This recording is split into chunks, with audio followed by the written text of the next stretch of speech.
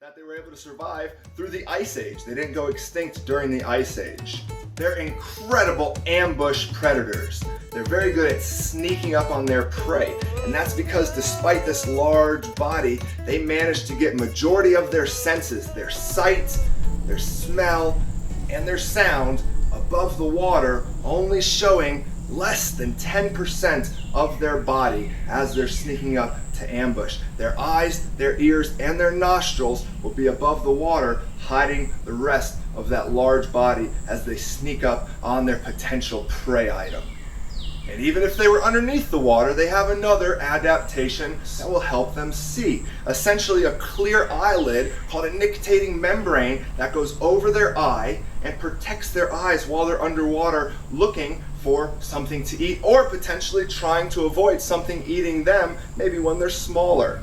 Just like you wear a mask or goggles when you're in the water, they wear their nictitating membrane, a clear eyelid, to help them see while underneath the water. Another adaptation for surviving in the water, just like you wear flippers to help you propel through the water, they have built-in flippers, webbed feet, to help propel themselves through the water at very great speeds. Having their senses on top of their heads like they do, paired with the powerful webbed feet and a strong tail to launch themselves out of the water, gives them a great chance of ceasing the prey that they're trying to hunt. One other adaptation they have, lots of teeth.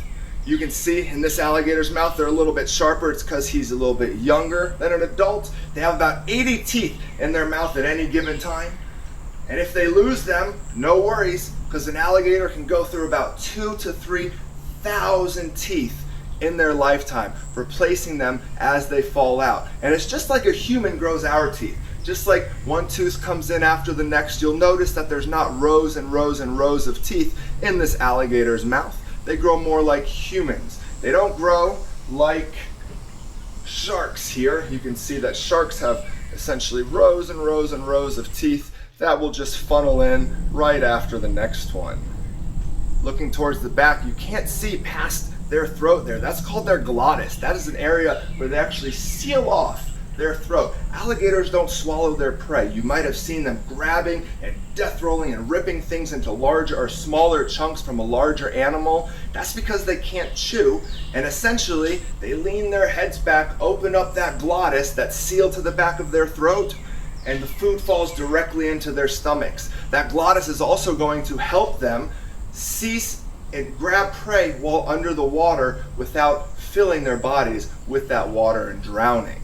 Now, as far as feeding goes, and even though they survived 230 million years, they're not smart enough to know that a human would be feeding them. They just know a human means food. So if you're feeding an alligator, that alligator becomes a very dangerous animal. They will actually attack humans. They will actually go